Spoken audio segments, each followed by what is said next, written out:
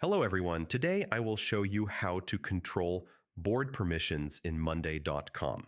Many teams face issues where users can edit things they shouldn't or can't access what they need. First, understand why permissions matter. Board permissions help protect data, control access, and keep workflows secure as teams grow. Step one, open the board settings. Click the three dots on the board and go to board permissions. This is where access rules are managed. Step two, choose the board type.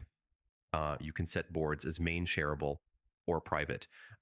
Main boards are open to the workspace, while private boards restrict access. Step three, control who can edit.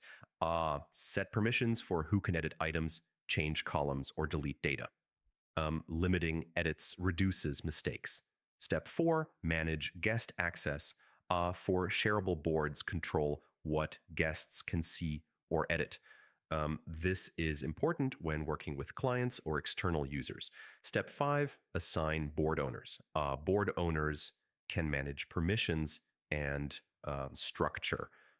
Having clear ownership improves security. Step six, review permissions regularly. As team roles change, permissions should be updated.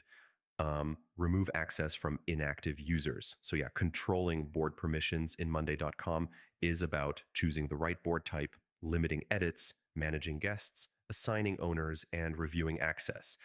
Follow these steps and your boards will stay secure and organized. Thanks for watching. Do like this video, subscribe to the channel, and comment below if you have any questions.